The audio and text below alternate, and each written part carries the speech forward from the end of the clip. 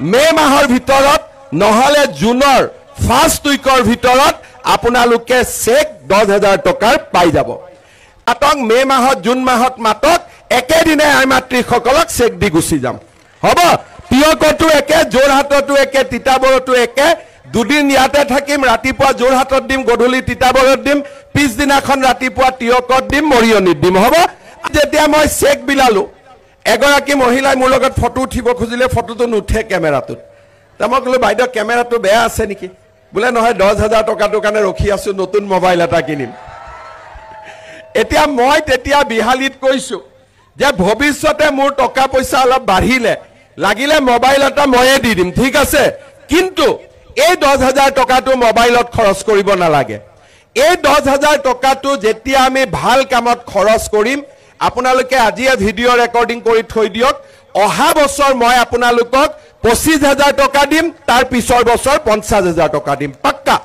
খালি জুনে 10,000 টকাটো মোবাইল কিনি দিলে হি নাপাব জুনে ভাল কামত খৰচ কৰিব হি পাব 10,000 টকাটোৰ এটা বাক্সা হ'ব 25,000 25,000 এটা বাক্সা হ'ব 50,000 হ'ব গতিকে আপোনালোকে 10,000 টকাটোলৈ চিন্তা কৰিব নালাগে এইটো পাই গল বুলি আপোনালোকে ধৰি থৈ দিয়ক খালি ডেটটো দিব লাগে এমএলএ যিদিনাখনে ডেটটো দিয়ে সেই দিনাখনে মই আহি আপোনালোকক দি থৈ যাম চৰকাৰী চাকৰি কোনেও এটকাও ল'ব নোৱাৰে আজি কোনেও এটকাও খাব নোৱাৰে আজি চৰকাৰী চাকৰি আমি সম্পূৰ্ণভাৱে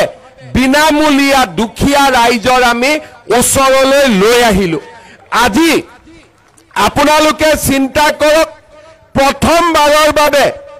আমাৰ দুখীয়া ৰাইজে লৰা ছোৱালী কলেজত পঢ়াবৰ কাৰণে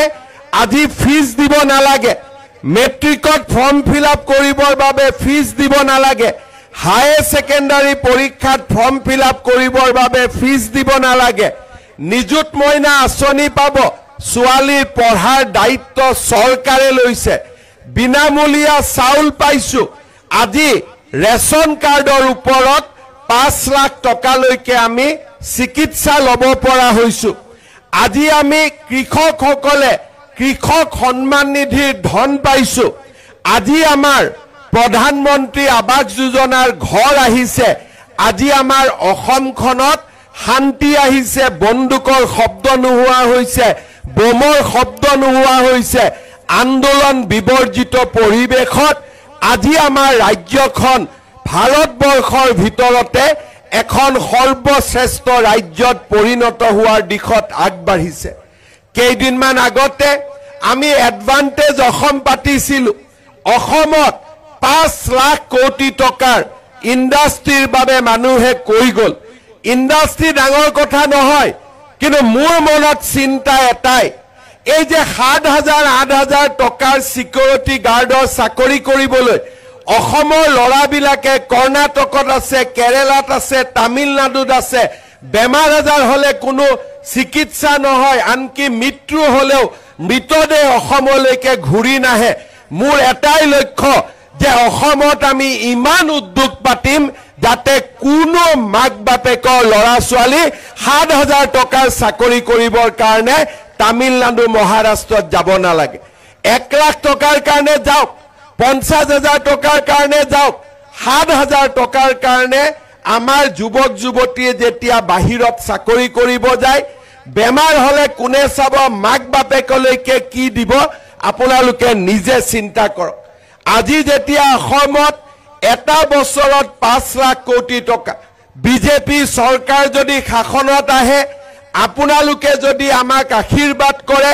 আমি লাহে লাহে অসমত এটা উদ্যোগীকৰণৰ পৰিবেশ নিৰ্মাণ কৰিম কোনো মাক বাপেকৰ লৰা বুকুৰ পৰা বাহিৰত যাব নালাগে নিজৰ ঘৰত থাকি নিজে কাম কৰিব পাৰিব তাৰ দিশত আজি আমি আগবাঢ়িছো শ্ৰদ্ধা ৰাইজ চৰকাৰী চাকৰি বিনামূলীয়া হৈছে ব্যৱসায় উদ্যোগ কৰিবৰ বাবে চৰকাৰে আজি লৰাসকলক 2 লাখ টকা কৰি দিয়াৰ আৰম্ভ কৰিছে মৰিয়নিত 1,000 লৰাই পাব টিয়কত 1,000 লৰাই পাব আজি জোৰহাটত 1,000 লৰাই পাব তিতাবৰত 1,000 লৰাই পাব আৰু মোৰ মনত মই এটা সংকল্প লৈ থৈছো যে যদি ভগৱানে মোক শক্তি দিয়ে প্ৰতিটো সমষ্টিতে 5,000 ল'ৰা ছোৱালীক মই 2 লাখ টকাকৈ দিম যাতে তেওঁলোকে ব্যৱসায় কৰিব পাৰে সৰু গাড়ী এখন হলেও কিনিব পাৰে তেওঁলোকে যাতে চাকৰি নাপালেও নিবনুৱা হৈ ঘৰত বহি থাকিব নালাগে শ্ৰদ্ধাৰ ৰাইজ